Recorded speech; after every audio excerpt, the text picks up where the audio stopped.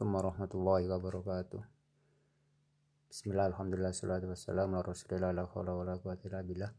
Rabbi shrah li sadri wa yassir li amri wa hlul 'uqdatam min lisani yafqahu qawli. Amma ba'du. Ketemu lagi di kesempatan untuk yang kesekian kalinya dalam pembelajaran pendidikan agama Islam.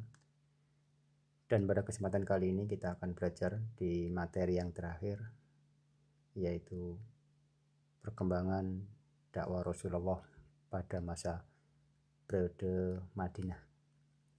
Dan pada kesempatan kali ini kita akan bahas materi tersebut secara langsung dengan beberapa media yang ada. Jadi kita pembahasan pada kali ini menggunakan video screen sehingga kita nanti bisa melaksanakan pembelajaran dengan baik. Oke, kita mulai. Sebelumnya saya ucapkan selamat melaksanakan ibadah puasa dan semoga puasa kita diterima oleh Allah Subhanahu wa Ta'ala. Pada kesempatan kali ini saya menggunakan PPT dari salah satu kelas yang ada, karena memang kebetulan ini yang lebih ringkas untuk bisa kami gunakan sebagai pembahasan di awal. Kita langsung saja membahas tentang hijrah. Secara langsung atau secara bahasa, hijrah itu artinya pindah. Dari pindahnya segala sesuatu baik atau buruk, ketika kita pindah dari hal yang negatif menjadi hal yang baik, maka bisa dikatakan hijrah. Atau bisa dikatakan perpindahan dari satu tempat ke tempat yang lain. Nah, substansi kita di sini adalah pembahasannya hijrah pada masa Rasulullah SAW. Loh, kenapa Rasulullah harus hijrah? Ini yang pertama. Alasannya karena wafatnya paman Nabi Muhammad SAW, yaitu Abu Thalib. Beliau adalah perisai Rasulullah yang melindungi beliau dalam berdakwah.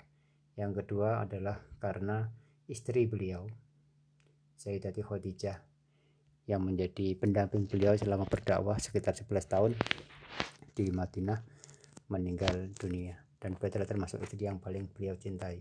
Begitu pula ini ada 13 penduduk dari kota Madinah yang datang kepada Rasulullah. Ini membuktikan bahwasanya Islam sudah diterima di luar wilayah Makkah.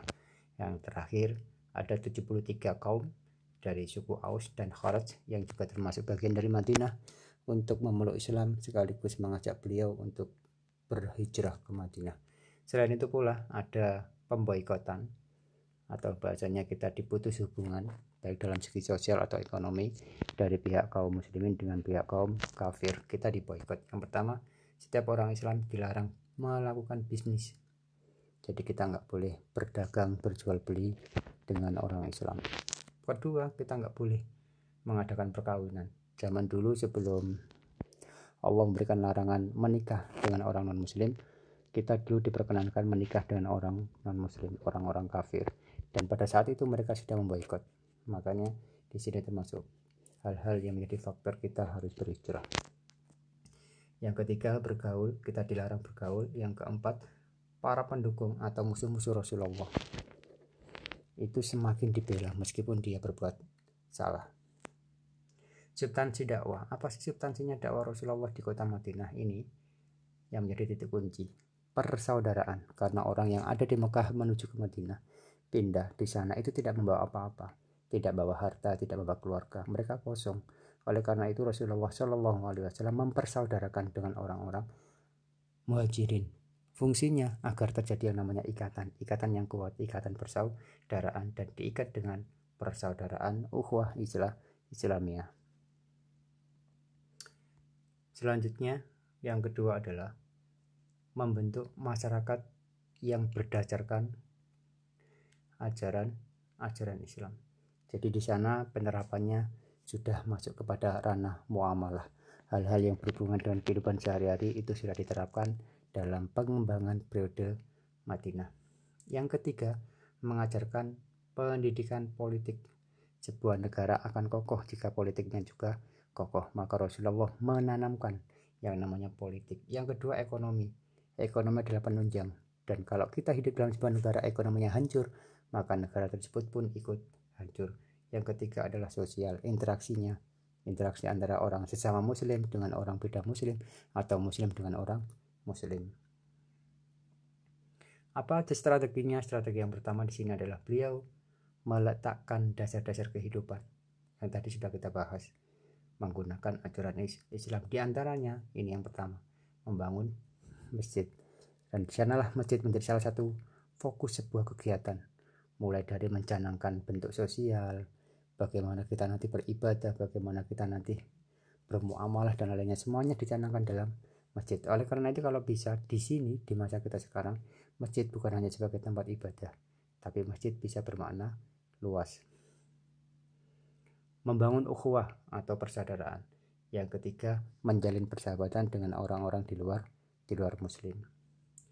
Yang kedua, Rasul memberikan surat kepada raja-raja, memberitahukan bahwasannya Allah adalah Tuhan yang layak untuk disembah, dan memberikan sebuah informasi bahwasanya utusan terakhir atau nabi terakhir itu telah datang. Ini peperangan-peperangan yang terjadi pada masa di Madinah. Sebenarnya banyak sekali beberapa peperangan yang ada atau yang terjadi pada masa periode Madinah ini.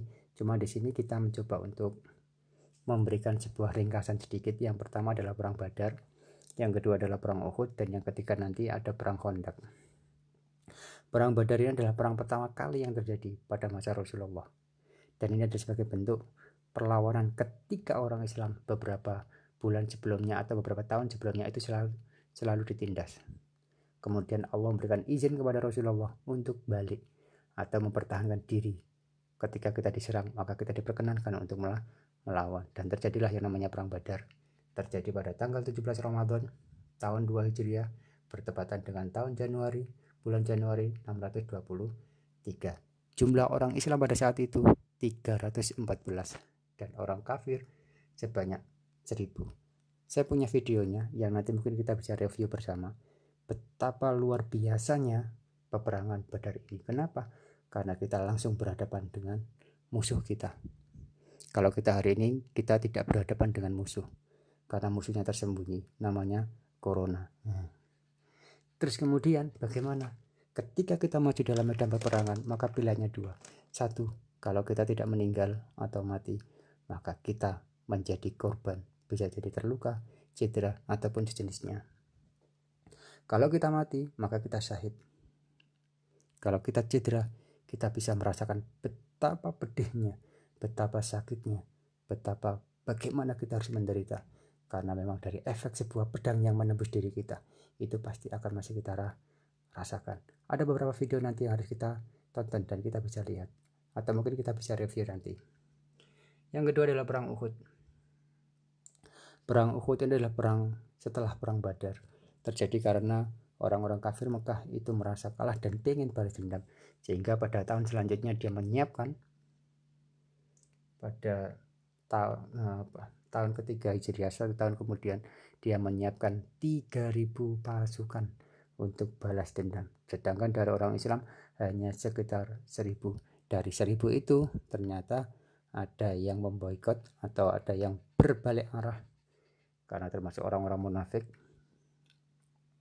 Terus kemudian dia kembali tidak ikut perang, akhirnya berkurang 300, jumlahnya menjadi 700. Dan di sini adalah salah satu bentuk faktor kekalahan dalam perang tersebut, itu adalah pasukan orang muslim tidak mematuhi aturan Rasulullah, yang mana 50 pemanah itu seharusnya berada di atas bukit untuk mempertahankan kekuatan, maka dia ikut turun ke bawah untuk mengambil harta rampasan. Itu salah satu bentuknya. Oke, penaklukan kota Mekah atau biasa disebut dengan Fathu Mekah terjadi pada 6 Hijriah atau 6 tahun setelah Rasulullah hijrah. Beliau datang ke Mekah bukan untuk menyerang, namun untuk memberikan atau melaksanakan ibadah haji. Jadi beliau berangkat ke Mekah tanpa membawa senjata, namun beliau tertahan di wilayah Hudaybiyah sehingga terjalin yang namanya perjanjian Hudaybiyah, sampai akhirnya Rasulullah bisa datang ke Mekah untuk melaksanakan haji, dan inilah adalah haji yang terakhir bagi Rasulullah SAW. Dari haji tersebut ternyata banyak simpatisan, banyak saudara, banyak musuh yang dulunya memusuhi Rasulullah memeluk agama Islam, sehingga disebut dengan Fathul Mekah dan didasari dengan turunnya ayat idza jaa an-nasrullahi wal fath, surat An-Nasr. Itu mungkin ada yang bisa kami sampaikan, kurang lebihnya mohon maaf.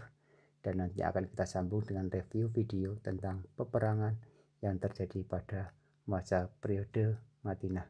Dan keyword untuk malam ini atau kata kunci untuk malam ini adalah Fastaqu. Terima kasih, mohon maaf. Assalamualaikum warahmatullahi wabarakatuh.